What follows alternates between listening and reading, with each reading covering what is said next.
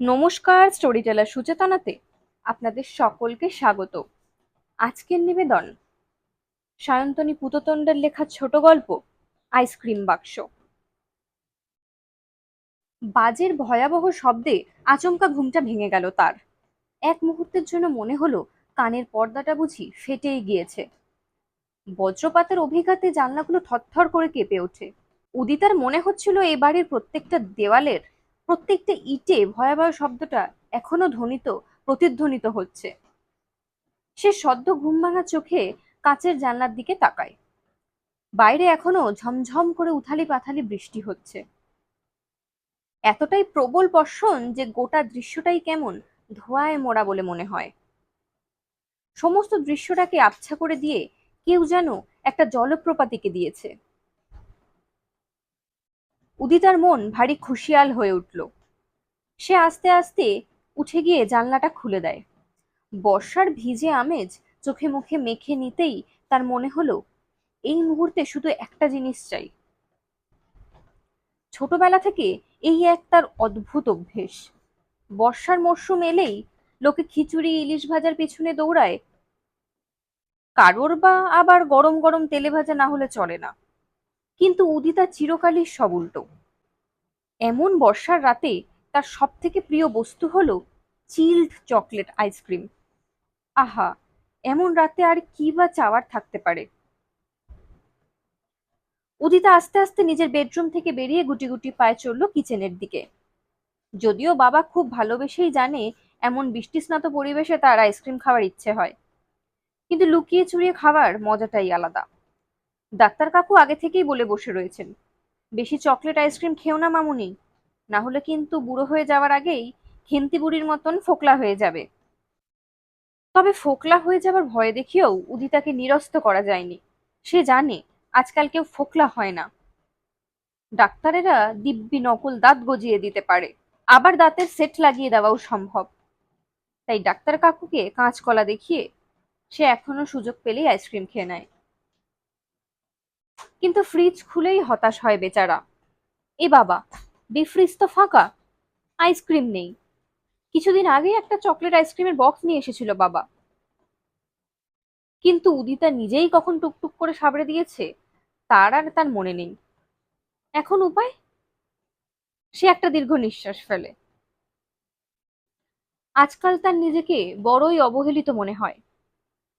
মাকে সে কখনো চোখে দেখেনি, শুধু শুনেছে মা তার জন্মক্ষণেই আকাশের তারা হয়ে গিয়েছে। আজও তার একটা ছবি হল ঘরে টানানো আছে। মা বলতে সাজীবন সেই ফটো ফ্রেমে উদ্ভাসিত এক ভারী মিষ্টি মহিলাকেই বুঝেছে।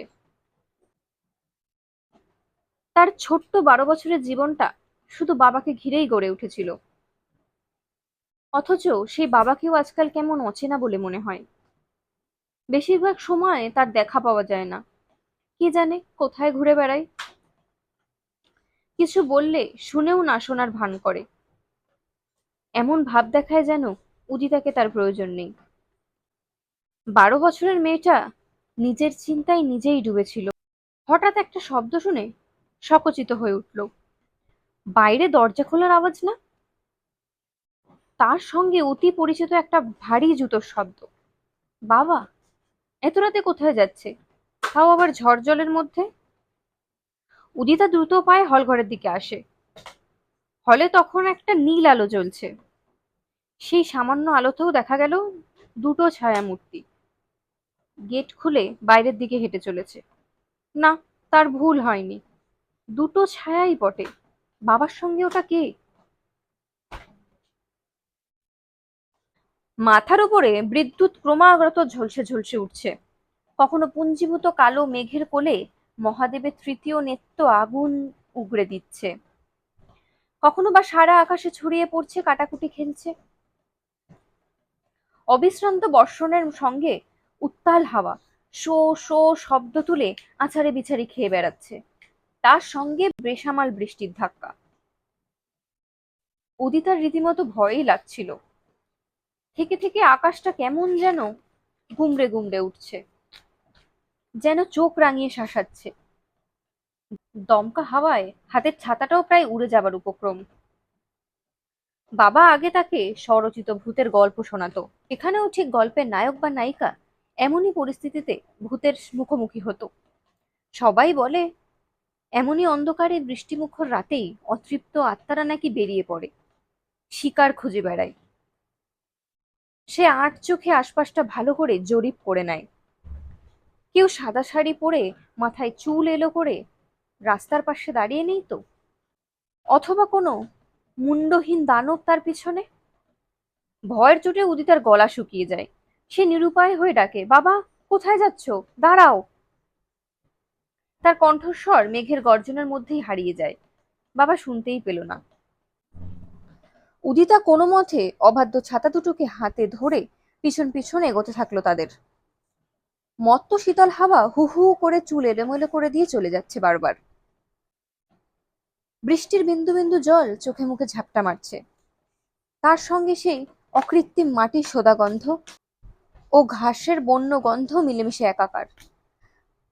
এমন জনপ্রাণহীন শুনশান রাস্তায় বাবা যে কি করতে বেরিয়েছে কে জানে। তার চেয়ে বড় কথা, সঙ্গে ওটা কে? এতদিন তো ওদের দুজনের জীবনে কোনো তৃতীয় ব্যক্তির উপস্থিতি ছিল না। তবে আচমকা কার সঙ্গে বাবা নিরুদ্দেশের পথে চলেছে?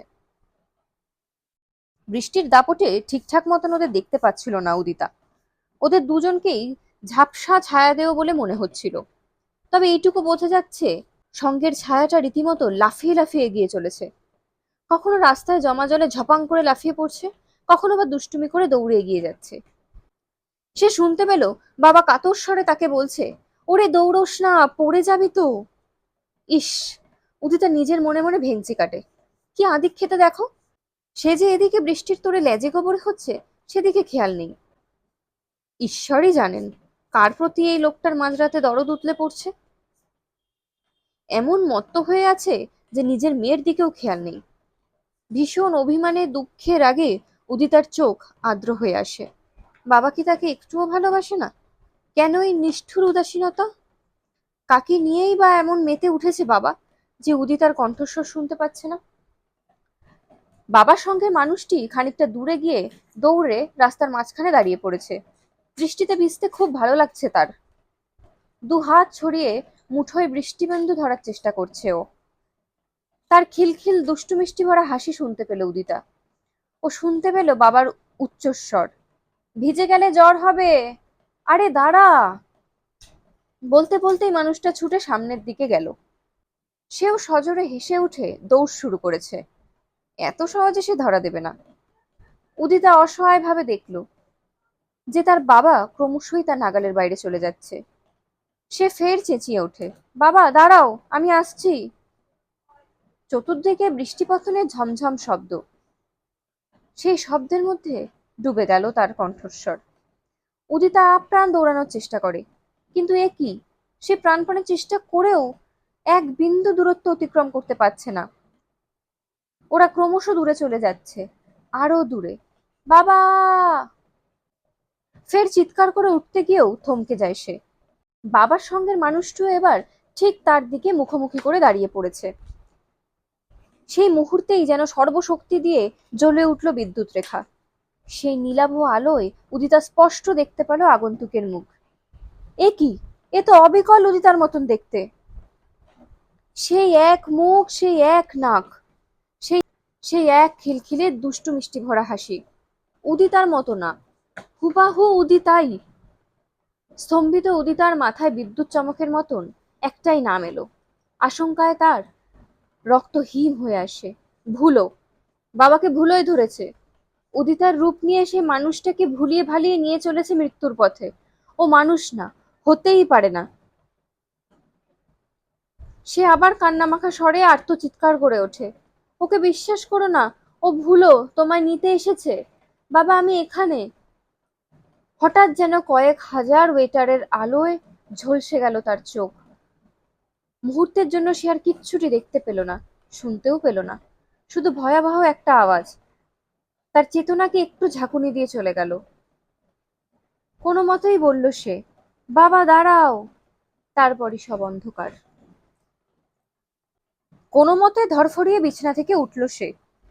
ঘেমে নিয়ে একসা হয়েছে মেয়েটা। এখনো হৃৎপিণ্ডটা আকুলি বিকুলি করছে। ভয়ার্ত চোখে চারিদিকে দেখে অবাক হলো। এ কি, সে তো এখনো নিজের ঘরেই শুয়ে আছে, রাস্তায় নয়। তবে এতক্ষণ কি দুঃস্বপ্ন দেখছিল? আর সেই ভুলো, সে কোথায় গেল? বাবা কোথায়? বাইরে তখনও অঝোরে বৃষ্টি হয়ে চলেছে। উদিতা স্তম্ভিত ফিরে আসতেই কয়েক মুহূর্ত লাগলো। তারপরে একটা অদ্ভুত সুগন্ধ এসে ঝাপটা মারলো তার নাকে। Chocolate ice cream. এই গন্ধ সে কোনোদিন ভুলবে না। বাবা তবে আজও তার জন্য চকলেট আইসক্রিম এনেছে? আর সে ঘুমিয়ে ঘুমিয়ে যত সব ভুলভাল স্বপ্ন দেখছিল। উদিতা বিছানা ছেড়ে উঠে দৌড় পায়ে ছুটে যায় হলঘরের দিকে। এই তো সামনের টেবিলেই রাখা আছে তার চির ঈপ্সিত চকলেট আইসক্রিমের বক্স। সে তাড়াতাড়ি বাক্সটা খুলতে যায়। বাক্সে হাত দিতে তার নিচে একটা কাগজ খড়খড় করে ওঠে। এ আবার কি? কাগজে এসব কি লেখা? সে কাগজটা হাতে নিতেই খুঁটিয়ে দেখে হাতের লেখাটা বাবার। বাক্যগুলো পড়তে পড়তে স্তম্ভিত হয়ে গেল মেয়েটা। কিছু বুঝলো, কিছু বুঝলো না। তবু একটা হিম শীতল অনুভূতি তাকে স্পর্শ করে গেল। বাবা এসব কি লিখেছে? মা, সেই অভিশপ্ত রাতটা আমি কোনোদিন ভুলবো না। যে রাতে তোকে নিয়ে কাছের আইসক্রিম পার্লারটা যাবার মাসুল আমি রোজ গুনে চলেছি। যদি বাজটা নিজের বুকে টেনে নেওয়ার ক্ষমতা থাকতো তবে তাই নিতাম। সবাই বলে তুই নেই, কোত্থাও নেই, কিন্তু আমি আজও ভুলিনি প্রত্যেকটা বৃষ্টি ভেজা রাতে তুই আইসক্রিম খেতে বড্ড ভালোবাসতিস। চকলেট আইসক্রিমের বক্সটার ওপর একটা একরাশ আর্দ্র হাওয়া হু হু করে বয়ে চলে গেল। আইসক্রিমের গন্ধের সঙ্গে মিশল রজনীগন্ধার গন্ধ। বাক্সের ঠিক সামনে বিরাট একটা ছবিতে টাটকা রজনীগন্ধার মালা ঝুলছে। তার ফ্রেমের মধ্যে দুষ্টু মিষ্টি হাসি নিয়ে 12 বছরের এক কিশোরী অনিমেষে তাকিয়ে আছে এদিকে। তাকে অবিকল উদিতার মতো দেখতে।